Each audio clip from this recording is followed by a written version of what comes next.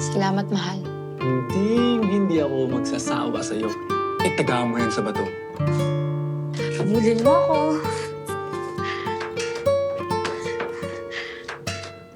O, anong ginagawa mo?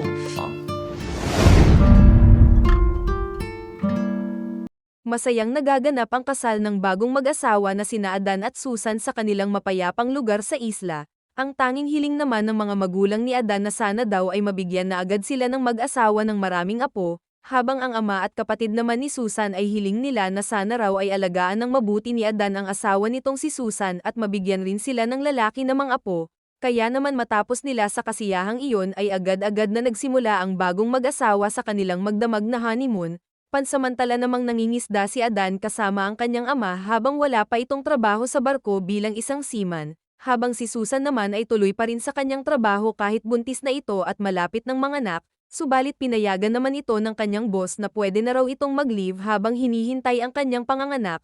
Kaya sa araw ng manganak si Susan at sa kabutihang palad na maayos niya naman itong naipanganak at ito rin ay lalaki. Kung gaano ka-excited ang mag-asawa sa una nilang anak ay siya rin namang mga magulang nila ay hindi rin lubos mapantayan ang saya. Subalit mabilis rin iyon napalitan ng pangamba sa dahilang napansin ng nagpaanak na ang anak ng mag-asawa ay tila hindi na humihinga at nangingitim na rin.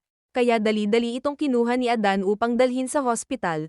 Matapos noon malungkot na kinukuha ni Susan sa kanyang boss ang kopya ng death certificate ng kanilang anak ni Adan, masakit man tanggapin na agad na wala ang anak ng mag-asawa ngunit kailangan nilang magpatuloy sa dati nilang buhay. Subalit si Susan ay lubos talagang hindi matanggap ang biglaang pagkamatay ng kanyang anak ngunit hindi naman ito pinababayaan ni Adan at lagi siyang inaalalayan. Halos hindi na nga ring magawang kumain ni Susan at lagi na lang nakahiga sa bahay. Pinipilit naman siya ng kapatid niyang si Abby na magpalakas ng katawan upang hindi ito tuluyang magkasakit, maging si Adan ay hindi na rin nakakasama sa pangingisda. Mas pinili na lang kasi ni Adan na bantayan at alagaan si Susan upang sa ganoon ay hindi ito kainin ng lungkot, kahit paano ay napapasaya naman ni Adan si Susan sa pamamagitan ng mga dirty jokes nito. Natanong tuloy siya ni Susan na totoo ba na ang mga seaman ay tirador ng mga prosti na babae sa tuwing napupunta sila sa iba't ibang lugar. Pabiro naman sabi ni Adan na tanging kepyas lang daw ni Susan ang kanyang titikman kahit pa mag-amoy patis na ito. Kaya dahil doon ay muling naisip ng dalawa ang magpaligaya sa bawat isa. Matapos noon tila nabitin pa si Adan sa unang laban nila ni Susan sa shower kaya gusto pang umisa nito. At iyon ay sa pamamagitan naman ng pagkain ni Adan sa sariwang tahong ni Susan. Kaya naman labis na nagutom ang mag-asawa at lalo na si Susan na nagpalabas ng kanyang katas. Sumunod na araw napasyal si Adan sa magulang nito dahil nangangailangan ito ng pera panghulog sa bangka nila, sumabay pa sa problema na ang kumpanya na pinag-invest sa ni Adan ng kalahating milyon ay tila tinataguan na siya. Matapos noon agad rin umuwi si Adan at hindi niya alam na kanina pa siya hinahantay ni Susan dahil ikasyam na araw na raw ng kamatayan ng kanilang anak, humingi naman ng pasensya si Adan kay Susan sa dahilang nalimutan nga nito ang kanyang tungkol sa anak dala na rin ng marami siyang iniisip. Subalit magmula nang mamatay nga ang anak ng mag-asawa at itong Susan ay hindi na rin lumalabas ng kanilang bahay. Kaya naisip ni Adan na dalhin si Susan sa tabi ng dagat para makalimutan nila kahit paano ang kalungkutan. Nakisali rin naman ang kapatid ni Susan na si Abby at binigyan pa sila ng mansanas. Muling bumalik sa trabaho si Susan at masaya naman itong binati ng kanyang mga kasamahan, habang ang pangingisda naman ni Adan ay medyo mahina kaya madalas na silang talo sa konsumo. Naisip tuloy ni Adan at ng kanyang ina na puntahan sa opisina ang lalaking ng scam sa pera ni Adan at nagbabaka sakali na mababawi pa ang pera nito. Ngunit ang lalaki na ng scam kay Adan ay hindi na rin nagpapakita kahit sa mga staff nito. Kaya sa lubos na pagkadismaya ni Adan nagsisigaw ito doon at biglang tinutukan siya ng baril ng security guard, hanggang sa uminit na nga ang tensyon ng dalawa at kinalabasan noon ay inatake tuloy sa puso ang mother ni Adan.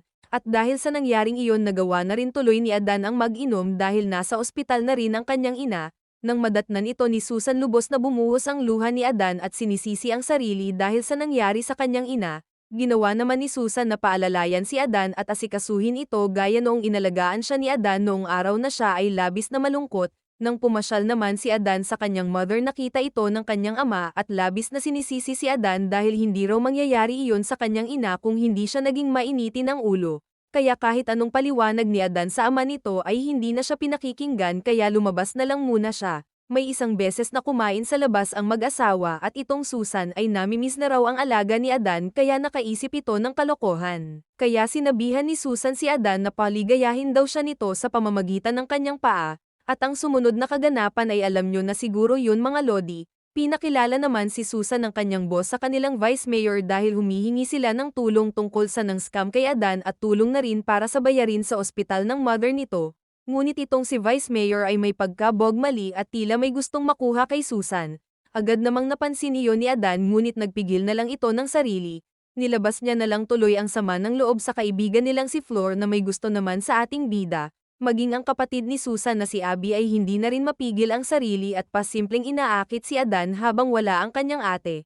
Samantala nang bigyan naman ng 5,000 si Susan ni Vice Mayor at itong Adan ay nadismaya sa dahilang hindi nga mapagkakatiwalaan si Vice Mayor. Nagawa niya patuloy na sabihan ng masakit si Susan at sinasabing baka binigay daw ni Susan ang sarili kay Vice Mayor kapalit ang maliit na halaga. Dahil doon labis na nagalit si Susan kay Adan ngunit agad rin naman silang nagkaayos, hanggang sa naganap na naman ang nagbabagang bakbakan na talaga naman, may isang beses na padaan si Adan sa mga tropa niyang mga umiinom at inalok siya ng isa na mayroon daw gustong bumili ng kanyang bangka, ngunit hindi inaasahan na hindi magiging maganda ang usapan ng dalawa hanggang sa humantong na sila sa pag-aaway. Mabilis naman nahinto ang gulo nang dumating si Flor doon at tinulungan si Adan. Sumunod noon nilinisan ni Flor ang sugat ni Adan ngunit hindi magtatagal dala na rin ng sitwasyon na gawa ng dalawa ang pinagbabawal na pagtataksil. Matapos noon nang makita ni Susan na tulog si Adan at inamoy-amoy niya ito, ngunit naamoy ni Susan na tila amoy babae si Adan kaya inamoy niya rin ang tarugo nito, nang biglang sinampal niya rin si Adan at sinasabing bakit amoy babae daw ito, maging ang kanyang tarugo ay bakit amoy kepyas rin daw. Panay naman ang palusot ni Adan ngunit alam na talaga ni Susan na ng babae ang kanyang asawa. Dahil sa nangyaring iyon sa mag-asawa na pagpasyahan ni Susan na mag-resign sa trabaho dahil gusto niyang bantayan na lang si Adan, sumunod noon pinuntahan rin ni Susan ang kapatid niyang si Abby at inaway niya ito at pinagsabihan ng masama dahil akala nito na si Abby ang babae ni Adan. Banta pa niya kay Abby na kapag hindi raw ito lumayo kay Adan ay isasabit niya raw ng patiwarik si Abby sa plaza nila para hindi natularan pa ng iba. Habang si Adan naman ay nag-inom muli ito kasama ang kaibigan niyang si Dindo, naglabas rin ito ng hinanakit sa mga tao doon at sinasabing noong may pera daw siya ang babait ng tao sa kanya. Hindi naman siya pinabayaan ni Dindo at suportado pa siya nito, ngunit nasabi ni Dindo kay Adan na kumakalat na raw sa lugar nila na ng babae raw si Adan at iyon pa ay si Abby. Bigla namang sumagot si Adan na hindi raw si Abby ang babae niya kundi si Flor talaga. Dahil doon nagwala si Dindo at binuhusan ng alak si Adan sa ulo sa dahilang alam rin kasi ni Adan na matagal nang gusto ni Dindo si Flor. At dahil sa labis na kalungkutan ni Adan dahil sa sunod-sunod nilang problema na pagpasyahan ng mag-asawa na hindi na sila lalabas pa ng bahay, kaya maging ang pamilya ng mag-asawa ay nag-aalala na rin sa kanila dahil hindi na nga sila lumalabas ng bahay. Ngunit ang dalawa ay tila kinain na rin ng depresyon at ginawa nila ang magnakaw ng bangka upang doon na nila wawakasan ang kanilang buhay. Ang susunod na mga magaganap sa dalawa sa bangka ay labis na di kaaya-aya kaya bawal na nating ipakita dito mga lodi. Pero kung nais nyo talaga makita ang lahat alam nyo na siguro kung saan ito mapapanood ng buo mga lodi.